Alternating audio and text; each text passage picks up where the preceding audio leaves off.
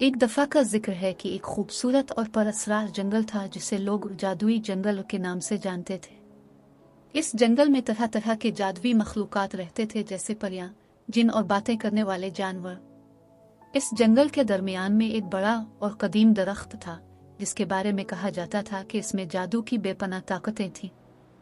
एक दिन एक नौजवान लड़की जिसका नाम आयशा था अपने गांव से जंगल की तरफ निकल पड़ी। उसने सुन रखा था कि जंगल में जादुई खजाना छुपा हुआ है जो इसके गांव की मुश्किलात हल कर सकता है।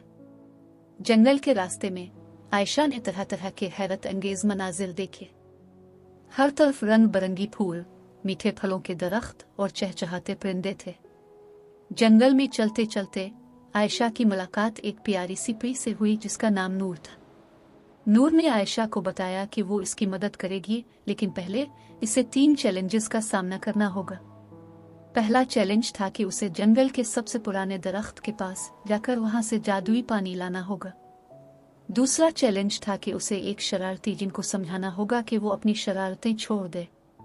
और तीसरा चैलेंज था कि उसे जंगल के जानवरों के साथ मिलकर एक खूबसूरत नगमा तैयार करना होगा। आयशा ने हिम्मत से इन चैलेंजेस का सामना किया। पहले चैलेंज में उसने दरख्त के पास जाकर वहां से जादुई पानी हासिल किया। दूसरे चैलेंज में इसने अपनी दानिशमंदी से जिनको कायल किया कि वो अपनी शरारतें छोड़ दे। और तीसरे चैलेंज में उसने जंगल के जानवरों के साथ मिलकर एक खूबसूरत नगमा तैयार किया जिससे पूरा जंगल गूंज उठा। इन चैलेंजेस को पूरा करने के बाद नूर परी ने आयशा को जादुई खजाने तक पहुंचाया। इस खजाने में सोने, चांदी और कीमती जवाहरात के साथ साथ एक जादुई किताब भी थी जिसमें हर मसले का हल मौजूद था। आयशा ने इस किताब की मदद से अपने गांव की तमाम मुश्किलात हल की और सब में खुशी खुशी जिंदगी बसर की।